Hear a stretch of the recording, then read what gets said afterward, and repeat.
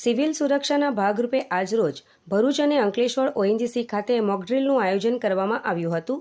ત્યારબાદ બ્લેકઆઉટની પ્રક્રિયા યોજાઈ હતી, જેમાં સાંજે 7:30 કલાકે સાયરન વગાડી લોકોને સાવચેત કરવામાં આવ્યા હતા અને ત્યારબાદ સમગ્ર પંથકની વીજળી બંધ કરવામાં આવી હતી. આ બ્લેકઆઉટમાં લોકોએ સ્વયંભૂ રીતે જોડાઈ અંધારપટ કર્યો હતો.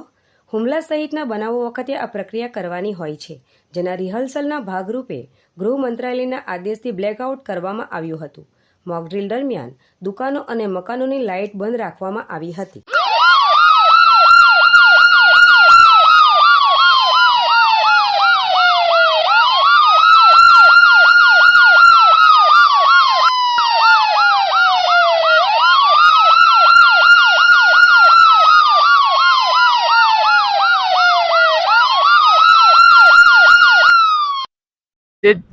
જે અંકલેશ્વર 3 રસ્તા અમારી શોપ છે અને જે મોકડ્રીલ રાખવામાં આવેલી આજે અને સાંજે જે નિમિત્તે 7:30 થી 8 વાગ્યાના ગાળામાં લાઇટ બંધ રાખવાનો જે પણ કાર્યક્રમ હતો એ નિમિત્તે અમે અત્યારે લાઇટ બંધ રાખેલ છે અને એને અમે સમર્થન આપીએ છીએ.